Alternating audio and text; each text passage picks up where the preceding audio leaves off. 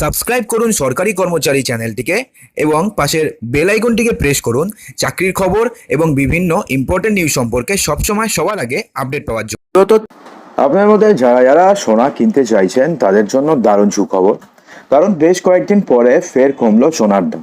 আপনারা যদি সোনা কেনার পরিকল্পনা থেকে থাকে তাহলে এখনই সোনা কিনে রাখার দারুণ সময় হতে পারে।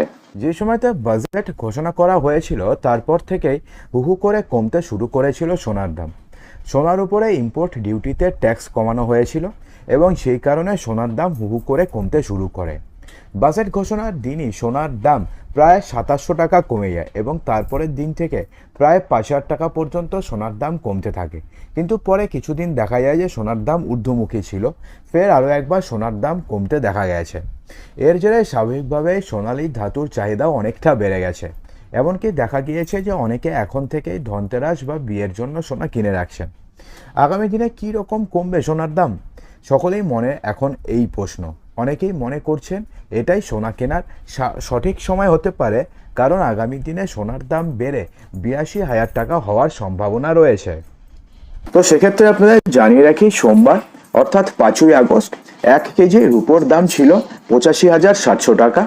মঙ্গলবার দিন অর্থাৎ 6ই আগস্ট 1 কেজি রূপার দাম 3200 টাকা কমে হয়েছে 82,500 টাকা। 22 ক্যারেট সোনার দাম গ্রামের নিরিখে সোমবার 5ই আগস্ট ছিল 10 গ্রাম 22 ক্যারেট সোনার দাম ছিল 64,700 টাকা। মঙ্গলবার অর্থাৎ 6ই আগস্ট 2024 তারিখে সমমানের সোনার দাম 800 টাকা কমে 63,900 টাকা হয়ে গেছে। 24 ক্যারেট সোনার দাম গ্রামের নিরিখে সোমবার 5ই আগস্ট 2024 তারিখে 10 গ্রাম 24 ক্যারেট সোনার দাম ছিল 70,580 টাকা। মঙ্গলবার অর্থাৎ 6ই আগস্ট 2024 তারিখে সমমানের সোনার দাম 870 টাকা কমে হয়ে গেছে 69,710 টাকা।